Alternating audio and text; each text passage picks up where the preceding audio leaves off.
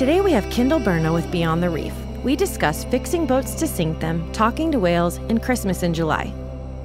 This is Stephanie Lowry, and you're listening to the Songs in the Sails podcast. Hey, how are you today? Good, thanks. Nice to see you again. You too. Where are you at today? I'm in New York, but I still go mostly between BVI and California. Very cool.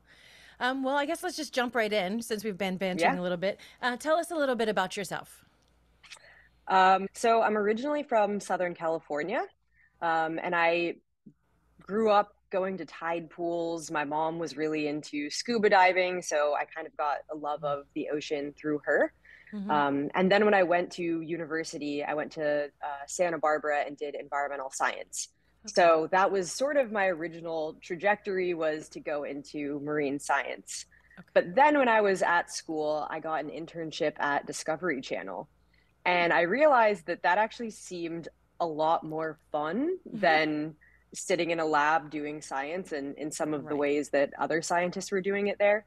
So not saying Discovery is particularly environmental. I think at the time it was shows on logging and catching tuna, but they have their really nice ones as well. Yeah.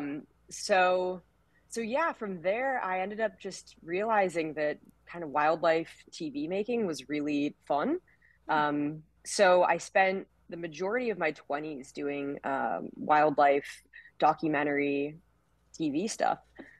Which actually brought me to the British Virgin Islands and the Caribbean. I was working on a show with the Cousteau family, Philippe and Ashlyn.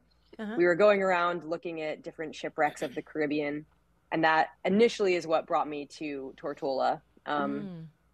Created some relationships there, and then Irma and Maria came, which were two, obviously, as you know, two really devastating Category 5 hurricanes. That changed the territory quite a bit, and that's actually what I would say really started Beyond the Reef, which is the organization now that I helped co-found with Chris Jordan, who has been in the BVI for a really long time and has a lot of companies down there that are in the ocean space. Right. I actually was talking to a crew the other day and how a lot of the reefs are doing, they're struggling, but the structures you guys have made are doing really well. Yeah. So, I mean, coral reefs across the world are struggling. It depends, different ecosystems have different issues. Right now, the BVI is facing bleaching. We've actually just recently had somewhat of a bleaching event. We also have stony coral tissue loss disease, which is a disease that came up from Florida and then eventually the US Virgin Islands and then into the British Virgin Islands. They think actually it came as water ballast. So some of the bigger ships carrying water as ballast would have had this disease in their water and then come into port in St. Thomas, dropped it. They got the disease. Eventually it made its way to us. By the time it made its way to us, there were already protocols in place in Florida, set out, I believe, mostly by NOAA. So we were able to just sort of follow along with that. But yeah, coral across the world is struggling, is not having the best time. And it's a really hard thing to solve for. So one of our contributions to that was artificial reef building in the form of recycling derelict vessels. And obviously that's just a few structures that exist in a large sea of dying coral, but our hope was that it would also take some pressure off of our natural dive sites in the BVI and bring tourism there. So I can go into all the reasons why we built them, but yeah, that's a little bit of the background. That's neat. What is the ultimate reason why you guys started Beyond the Reef? Was it because of the hurricanes, or what was your initial why? Yeah, I think it was multiple things. It was really just seeing that the BVI kind of lacked a nonprofit that was doing all of these different categories of ocean conservation. I think we saw that there was a gap, and that it could use it. Anywhere in the world could use multiple organizations that are trying to help the environment or whatever cause it is. But I do believe it was probably Irma and the amount of destruction that it did to the Right. reefs. And then also the fact that we had all of these derelict vessels just, Yeah. laying across the coastline. So the Right. first one that we did, the Willie T, which is a really famous floating party barge in the BVI, that's I think where you and I initially met actually, Yes. Yes. in person, which we can go into that story later because it's kind of funny. But yeah, we saw that there was this really famous, really beloved boat to the BVI Right. that was now just sitting wrecked on Norman Island, Mm. which is an island within the BVI. And every day that went by, it became more and more part of the environment. And it shouldn't have been at the time because, Mm. when we sink a boat, we're totally stripping it. Of all chemicals, of all materials to make it Mm. so that it is just a steel structure. But at the Right. time, it was a restaurant the night before. So, Right. as well as a Right. place that the employees sleep. So it still had all of their items. It still had beds. It had its oil. It had, Right. all of these materials that really shouldn't, stoves, these Yeah. materials that really just shouldn't be on the coastline, because they're going to continue to spread out. They're going to continue to go into the water. Right. And then same with the airplanes that we ended up sinking. They were also derelict. One actually was from a plane crash, and the other two were Mm. Irma planes. But the same idea where you strip them free of Yeah. every single thing in them that isn't just metal. Yeah. Um, Now you also have the and yeah, Kodiak, right? The yeah. So that one was actually pre Beyond the Reef formation. That was Okay. one that Chris was involved in with some other people, some of the Okay. Virgin Unite people. Mm-hmm. Owen Buggy was another one involved in it. And they had done the Kodiak Queen not too long before Irma. So he'd Yeah. already figured out how to do these really large scale Right. artificial reefs. And I think at the time there was nothing like the Kodiak Queen Right. um, in the world. I still think that what Beyond the Reef is doing is a little bit different, and that we're turning them into art projects Yeah. before sinking them. So it ends up being, so sort of the reason for doing it was, one, to recycle Mm-hmm. something that was going to be both an eyesore and environmentally hazardous along Mm-hmm. the coastline.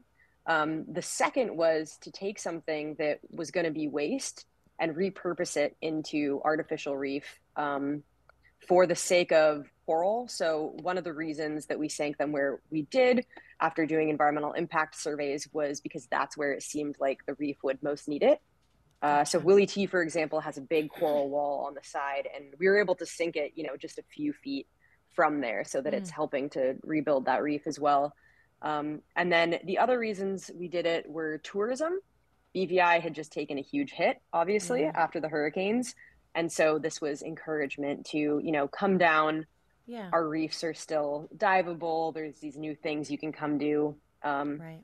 We're trying to be more of an ecotourism location.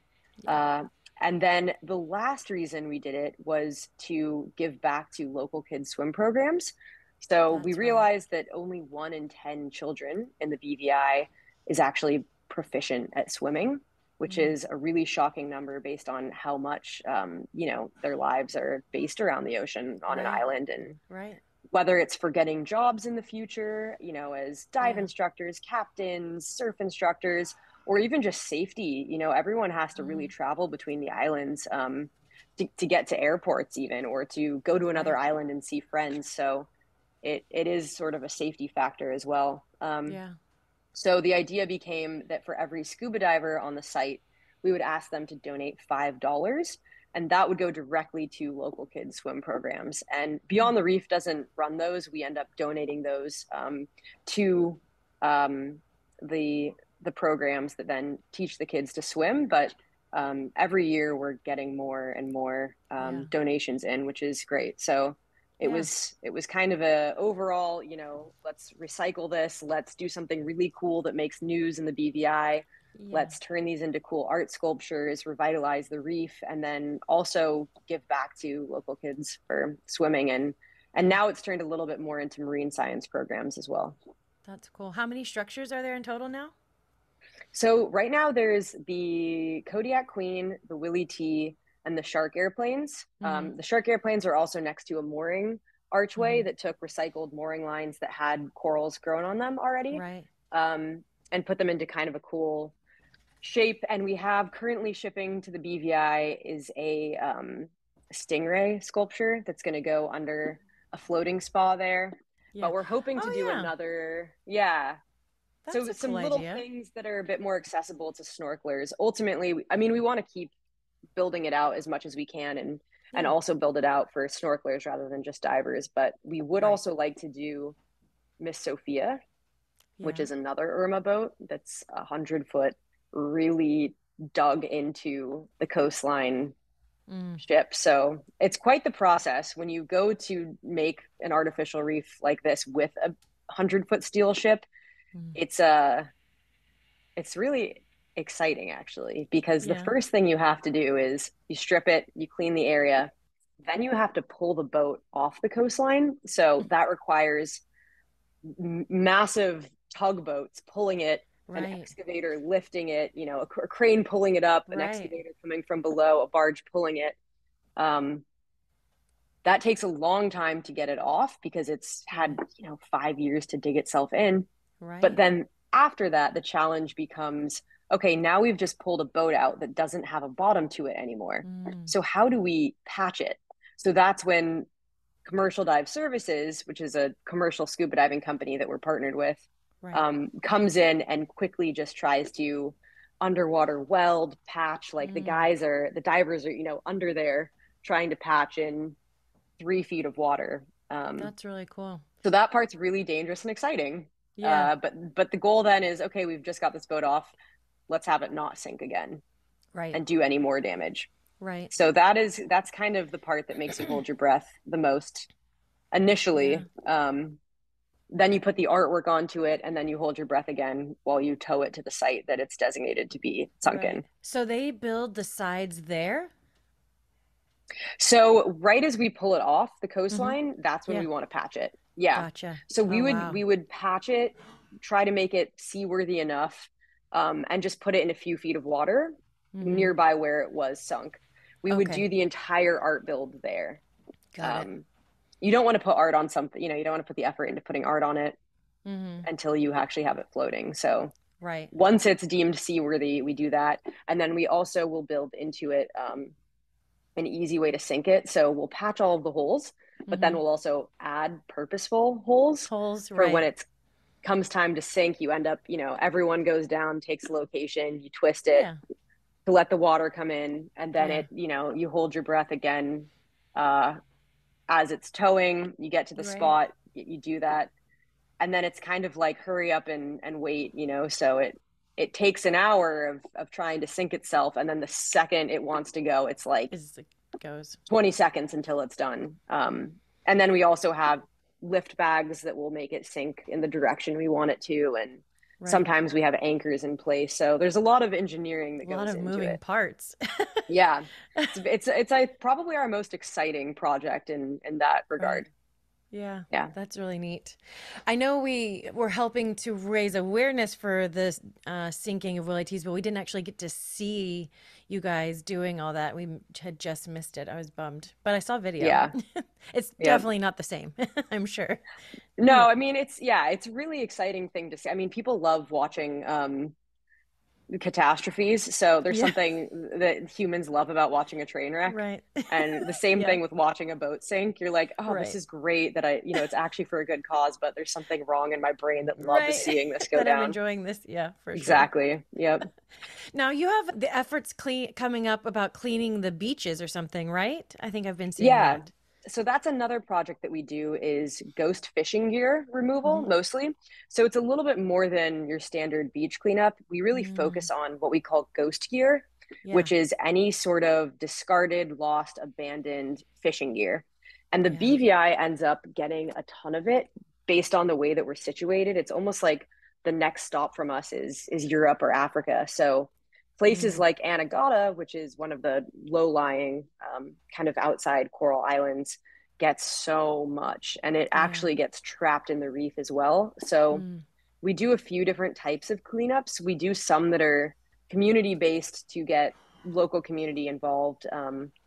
And those will be on the beach generally in different Right. areas, picking up trash. But most all of it has something to do with fishing, whether Mm. it's drums or even like fishing boots or Yeah. Crocs, sandals, but it's Yeah. mostly nets and ropes. Right. I've seen So some of your then, yeah. pictures. They're huge Oh, wads. I yeah. mean, They're it's massive. insanity what is Yeah. being pulled out. I mean, crazy. When you're getting it out of coral, do you have to, I'm sure you have to like delicately cut around it or like with gloves Yeah. and Yeah, yeah. so there's a few ways that we get it out. We have for the smaller stuff. So basically what happens is a big net will get caught in an outer reef. It'll break up, become smaller, get caught on the inside, turn into smaller and smaller bits. So occasionally someone will actually call us and say, or write on our Facebook page or something and say, "Hey, we spotted a net recently from a plane or a Mm-hmm. helicopter or while we were out and it looked really big." So Mm, we'll put divers in the water, inspect it, and then if need be, bring a barge and crane, again, borrowed from gotcha. commercial dive, and they'll actually need to pull it out with a Gotcha. large barge and crane Where like did this. those But types of big nets come from? Just so we larger think fishing that, vessels? yeah, so the BVI doesn't actually have any fishing within it that it Right. would have a net like that. Yeah. So it's either floating in from really far away or more Mm. likely illegal fishing, Ah, just outside of our waters or actually maybe within our waters. right, right. But other than that, we have teams that will actually, we call it shark lining. Yeah. We'll pull a diver from behind the boat, and in Mm. places like Anegada where there's a lot of shallow reef, and Mm-hmm. they'll just look around to see if they see nets. The second they see a net, they'll raise their hand. We'll stop the boat. Our Yeah. team of divers will jump in. Oftentimes free diving, actually. We have a Mm. lot of really talented women who are currently on our Yeah. Beyond the Reef team. It's really cool, actually. It's like five girls jump in their little wetsuits with knives and hold their Yeah. breath for 3 minutes while they're cutting out nets. It's kind of a cool Wow. sight, actually. Yeah. Yeah. Because it's So not yeah, very no deep matter. there.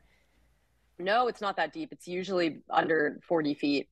And usually it's So easier to hold longer the deeper you are, yeah? yeah, I mean that's if it ends up being something that's going to be a real task, we do bring tanks as well. Yeah.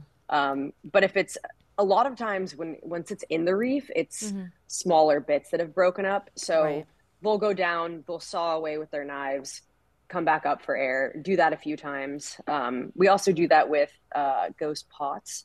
So that's Mm. any sort of fishing pot that has Mm-hmm. become abandoned, and that ends up sort of being this death trap in a way that a fish will go in there, Mm. Mm-hmm. die, attract another fish, go in there, die, and it's not Yeah. helping anyone because the Right. fishermen aren't collecting that pot anymore. So Right. if we decide that it is definitely abandoned, which it's really easy to tell, if there's no buoy that's going up to it, then no Right. one's coming for it. We'll remove those as well. So Gotcha. few different ways that we do cleanups, but yeah, it's really mostly focused on this ghost fishing gear, which the BVI has a disproportional amount of. Wow. Now you're also a part of the whale research in the BVI too, right? You guys have so Yeah, many awesome so things I going know, on. right? And sharks, and yeah, And so the yeah. whale research only started just over a year ago. Yeah. We partnered up with another organization called the Caribbean Cetacean Society, Okay. who trained us on their methodology because they were doing this type of research in some of the other islands Right. in the Lesser Antilles. So we figured we would just replicate their methods in order to grow this map of data. So yeah, we began doing that. It's all cetaceans, which includes whales and dolphins. Mm-hmm. But we've focused a lot on humpbacks, actually, because Mm-hmm. that seems to be what the BVI has such an incredible abundance of, especially Right. behind Anegada certain months of the year. Mm. We've come to realize that it's entirely unstudied, but Hmm. we're a really important part of their migration route. And I Interesting. believe it's because Anegada has a really shallow shelf that quickly goes really deep. So it goes from 20 feet to 2,000 feet Mm. quite quickly. Mm-hmm. And the humpbacks like to hug that wall. So we usually find them in just a few 100 feet of water, whereas Wow. the sperm whales are known to be much deeper. But yeah, the humpbacks seem to have a specific track that they Route. stay on. So we Now, use what are you drones and what yeah. are you doing when you're studying them? Are you listening Mhm. to them, or you're just watching their migration, or all of that?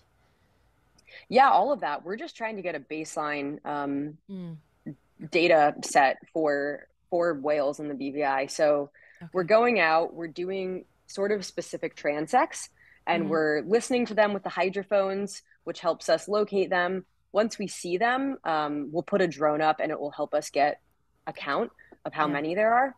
But the main thing we're doing is trying to get tail fluke IDs.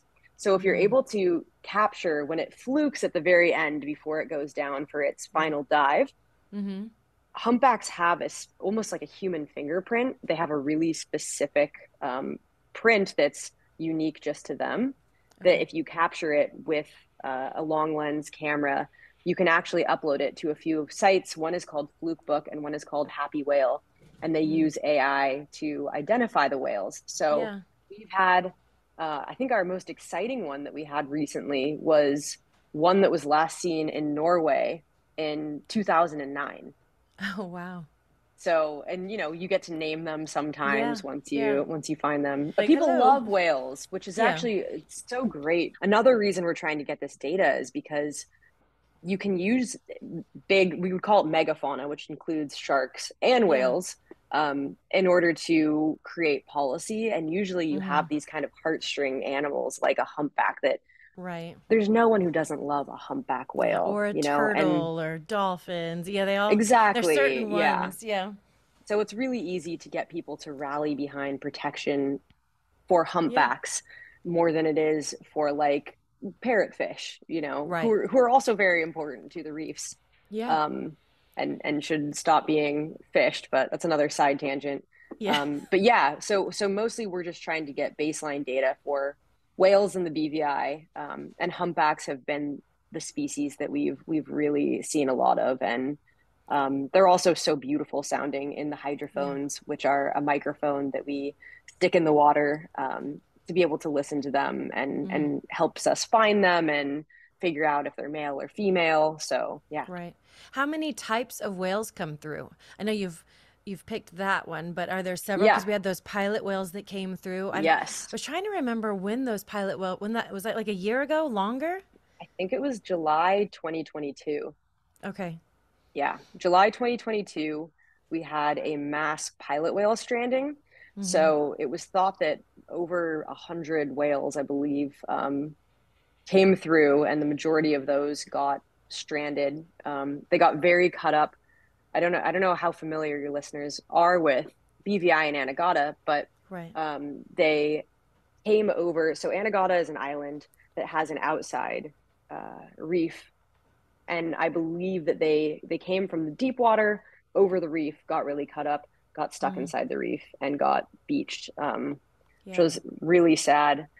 We still don't know the exact reason why it happened, Yeah. but it is something that's seen across the world in places that are somewhat similar to Anegada. Mm-hmm. I think it's probably something to do with their echolocation that is Mm. used to islands like Tortola that are volcanic, and Yeah. they can see them from a long way away. When they suddenly get to these low-lying beach islands that are gradually sloping as well, Right. I think they have a harder time detecting that. And Mm. so, because they're, as in the name, pilot whales, they follow one another. So, if one goes over It the reef, goes. it's thought that all are going to go over the reef. So, there's a lot of theories on why it could have happened, and it might be a combination of everything. It Mm-hmm. might just be, like I said, that it's harder for them to navigate in Mm-hmm. really shallow areas like this. It might also be that there was radar testing from a submarine. It might be that shipping lanes were too loud for them and it Right. steered them off course.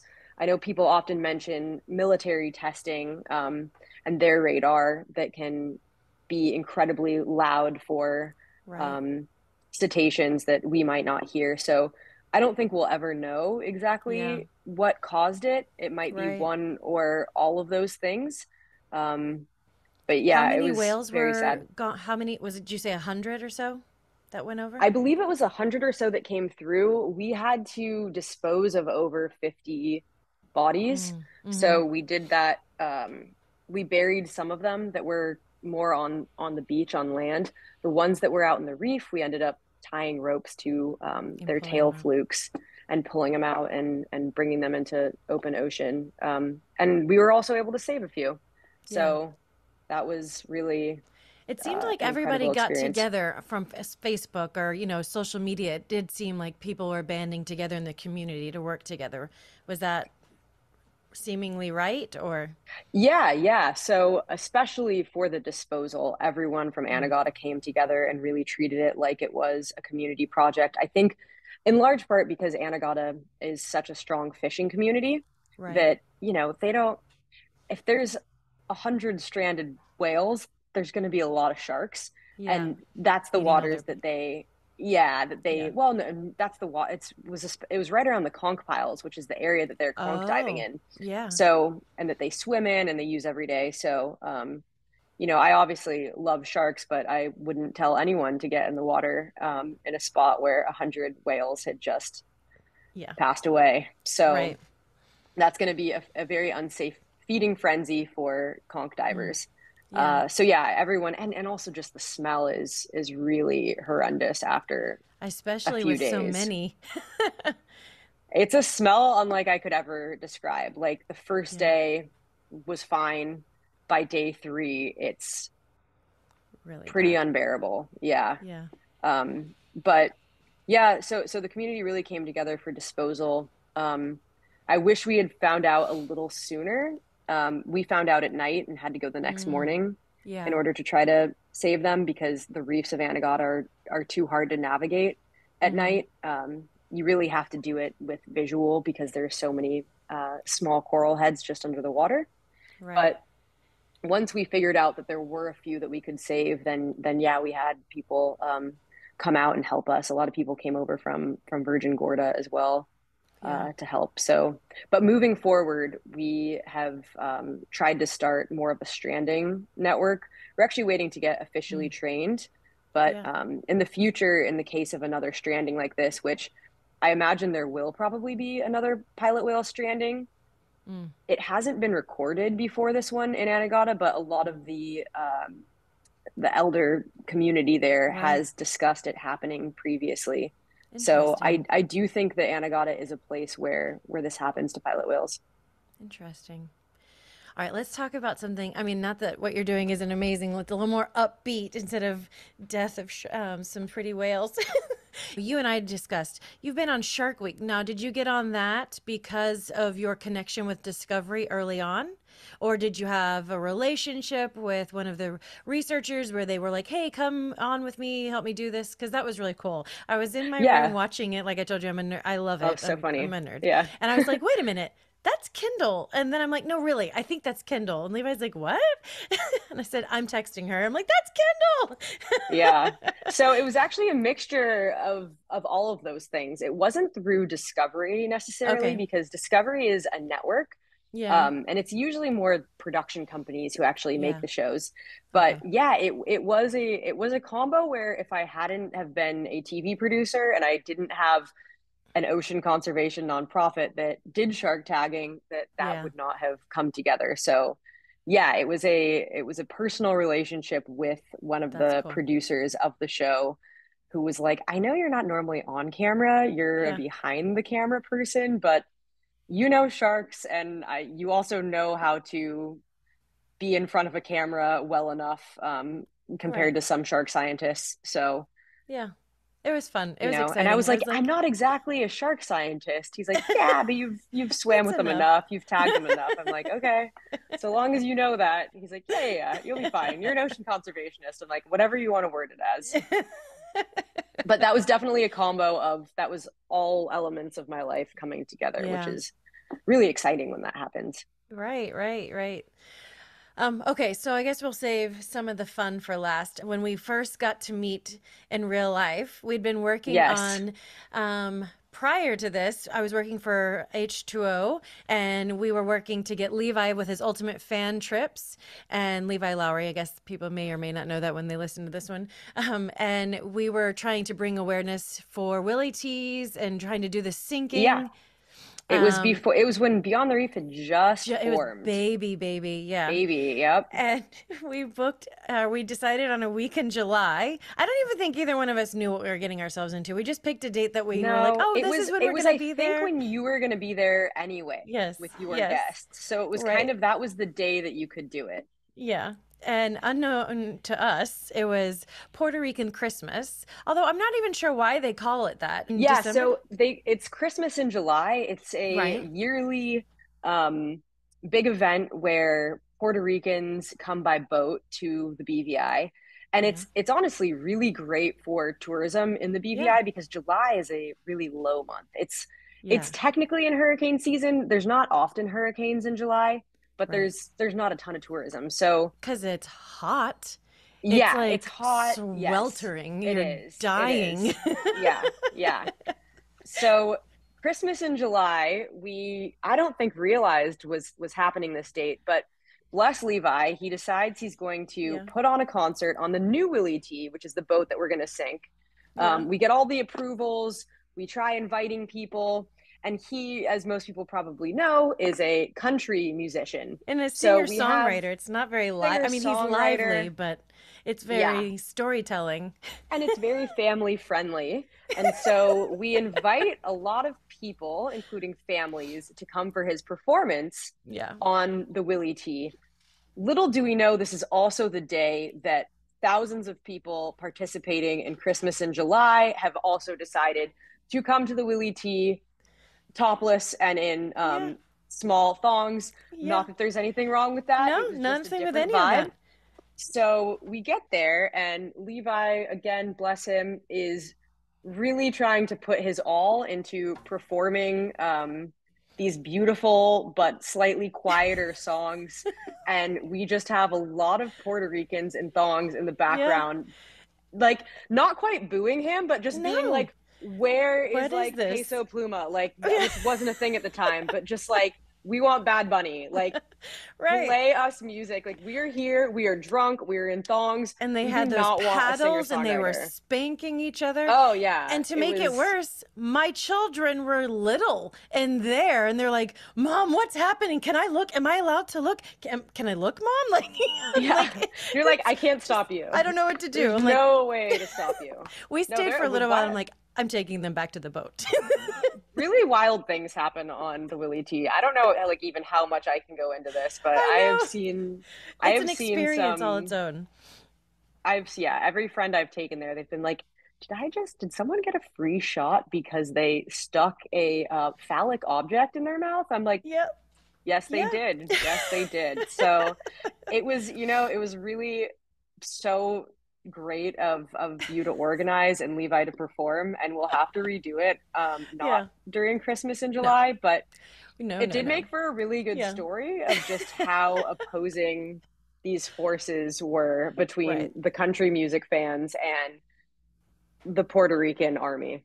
Right, Or right. sorry, We Puerto have Rican Navy is what we call them sometimes when they Oh, come over. well, and like he's had more successful shows. Like we did one at Myatt's.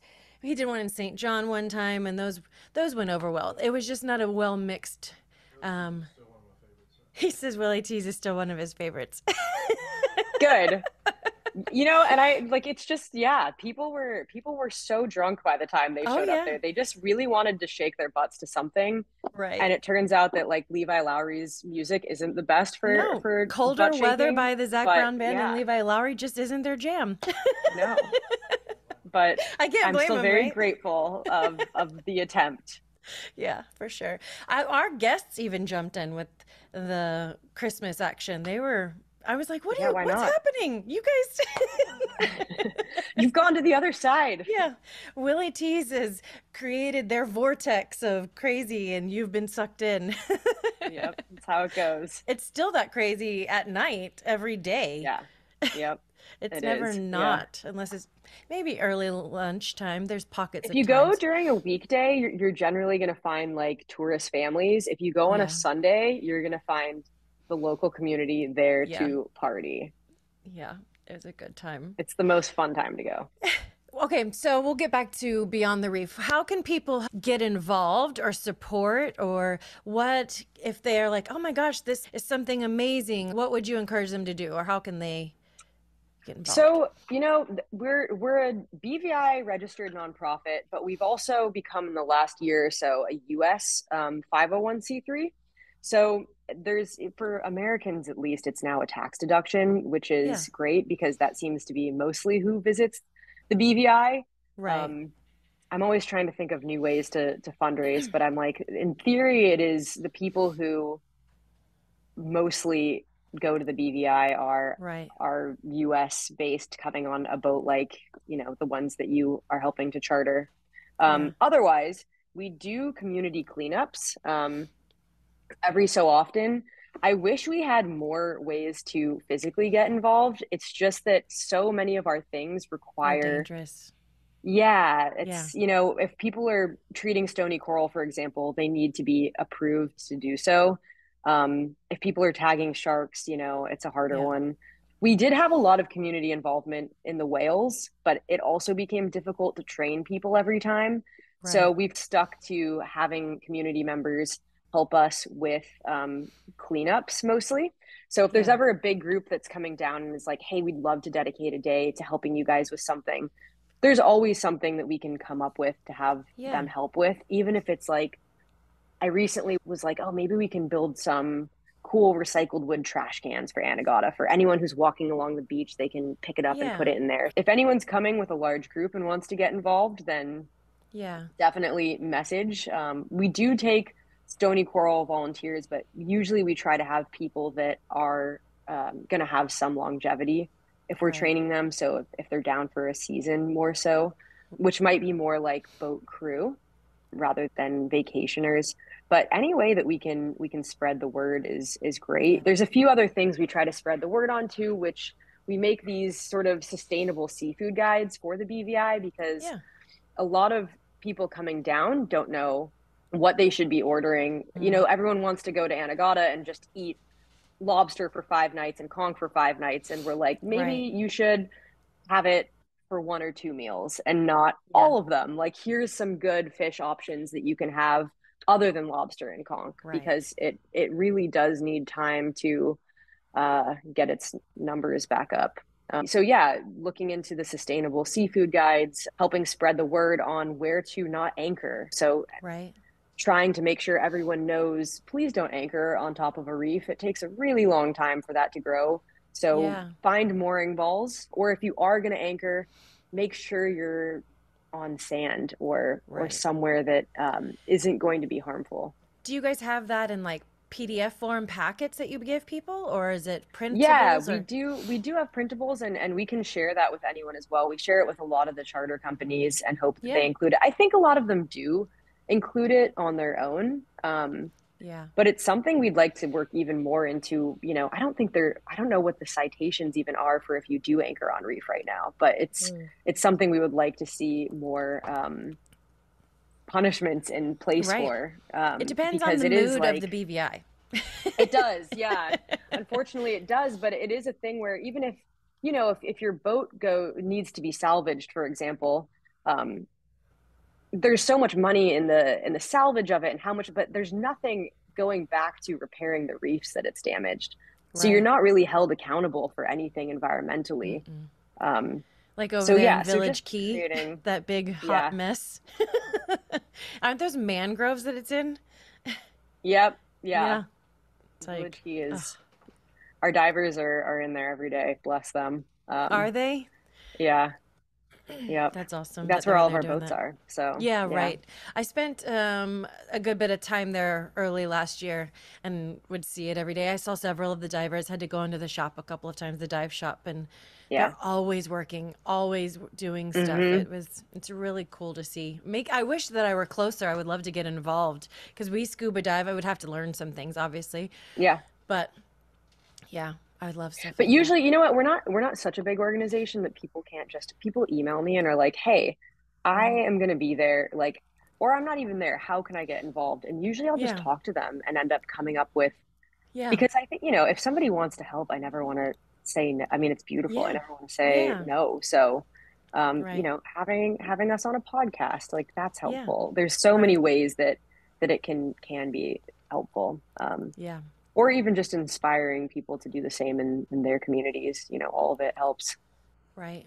I love everything you're doing. And it was like, I knew about you guys obviously before, but then when I was reading more and I'm like, they do so much more. There's so many avenues and there's so many ways people could get involved or support or just Yeah, all of it. yeah. I do wish there were more physical ways people could get involved.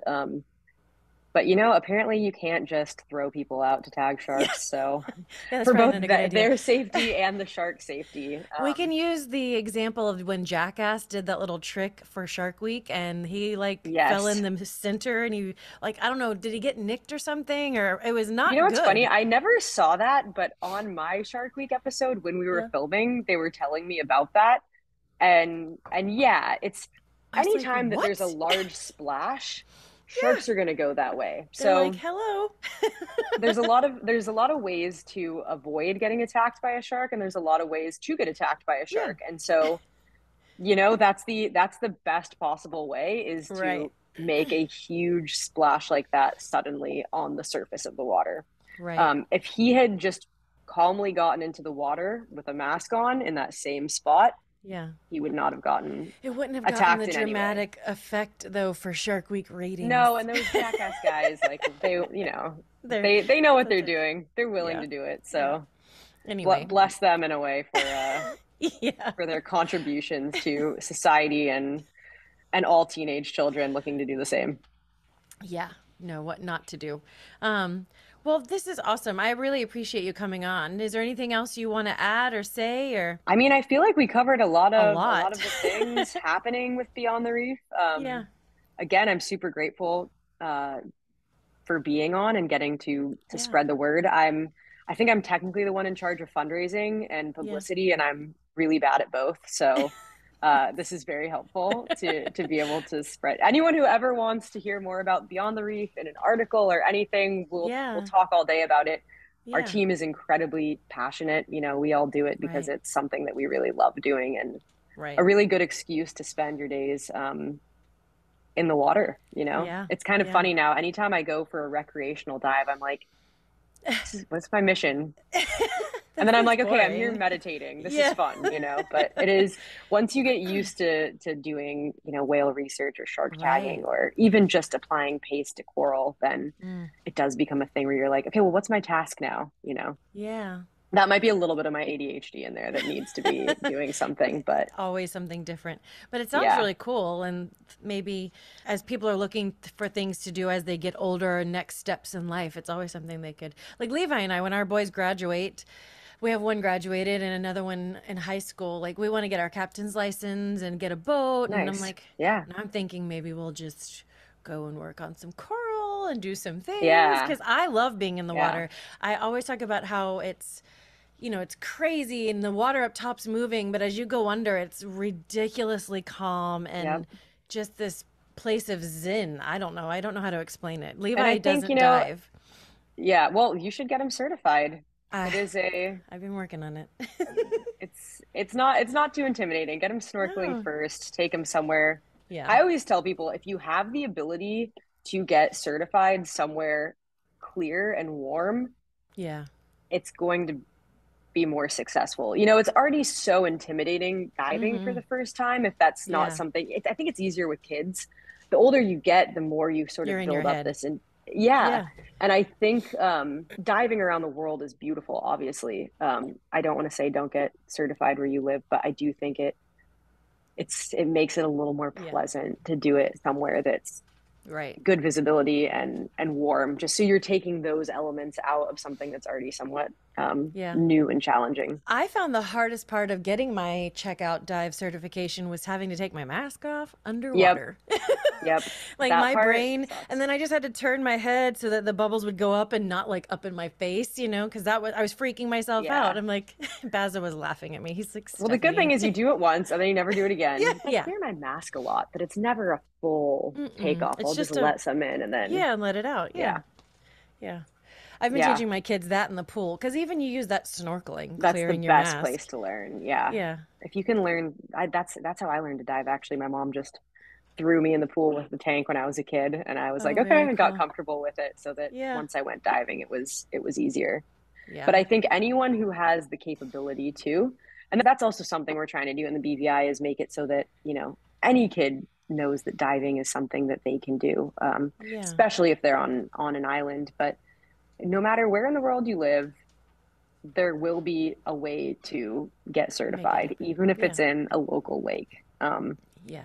But it is a really beautiful way to get to explore the ocean. And like you said, once you're doing projects that help with it, you feel so great. Yeah. Anyone who has a relationship with the ocean has probably come to be in awe of it, whether it's Yeah. terror or love or Yeah. a mix. Like for me, it's always a mix. I would say, nobody thinks I'm Yes. afraid of the ocean, and I'm like, oh no, I still am. Inside, I'm like freaking out. I won't be the first one to jump Yeah, in ever. Like, it's just not yeah. happening. I still am like, yeah, go right ahead. I'll be in right after you. I think It's something anything with that you my have brain. respect for, you need to still have a fear of. So it is like, I still have a fear, I like to surf as well, and I still have a fear of waves, and I still have a Yeah. fear of sometimes if you jump into deep ocean, Yeah. like off Anegada where it's a 2,000-foot drop and it's just this blue, there's Yeah. something initially intimidating, and then you're like, oh, it's actually so much more beautiful Hmm. than a reef in some ways, because I'm Really? just like alone in this Yeah. blueness all around me, which is That's, really cool. Nothing to look at, you just kind yeah. of zen. You do that Right. in free diving a lot when in the courses where they teach you, you'll just be sort of in Yeah. deep water oftentimes, and Hmm. there's nothing else to think about other than just your breath. That's crazy. So I'm totally fine going in knowing there's a bottom.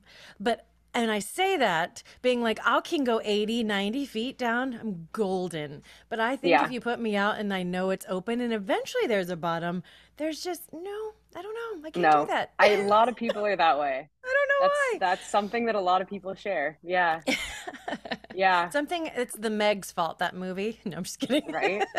It's like it's movies' fault for everything. It's Right, right. Jaws' fault at half the way for sharks, which um again is something that I think everyone needs to have a healthy level of respect for, the Yeah, fact that they are dangerous. But at the same time, shark attacks are so, so, so, so rare, yeah, that they've been allowed to be demonized because right. there's a few attacks a year. But yeah, sharks are, this could be a whole nother ramble, but Yeah, sharks are still, it's still a delicacy to eat shark fin soup, and they will literally right. just take the fins off and throw the And bodies destroy. back in the ocean. Right, Yeah, right, and BVI even is a shark sanctuary. You're not allowed to kill sharks in the right. BVI, and yet I still walk into a supermarket and see sharks Mm, for sale all the time. yeah. And You can't even fish for them, right? In certain areas, I guess, but yeah, it's illegal in all of the BVI, but mm, that's what I'm saying. They still are in the markets. yeah, Spain, I think, is the main exporter of sharks, which you wouldn't guess. But yeah, hmm, I mean, any sort of megafauna like a shark really helps to keep the entire reefs in check. And so, again, this is another side tangent, but I could do a whole podcast on why we need to protect sharks. yeah, But incredibly important, and I think the way that we have demonized them because they're a scary creature has made it so that people think it's okay to kill them. yeah. But I do think that is a really important one that we need to solve for in the next 10 years, especially because it will have a huge impact on the greater ocean health. Hmm. Well, thank you very much. I appreciate your time. Yeah, This was probably one of our longer chats. Hopefully that's I found it hopefully that's interesting. fine. Yeah. I think if you're interested in ocean stuff, then it'll be Yeah. interesting. And if you're not, you'll instantly turn it off, Move on. or just put a note Just so you can fast fast forward. forward to Yeah. Puerto Rican songs. Yeah, right. Awesome. Well, thank you so much for your time. All right. All right. Thanks, Take guys. care. Nice to see you. You too. Bye. Bye. Thank you for tuning in to the Songs in the Sails podcast. We thrive because of listeners and viewers like you. Please like, subscribe, share, and leave us a review. If you have comments and questions, please send us an email, yachtcharters@songsinthesails.com. Now, come sail away.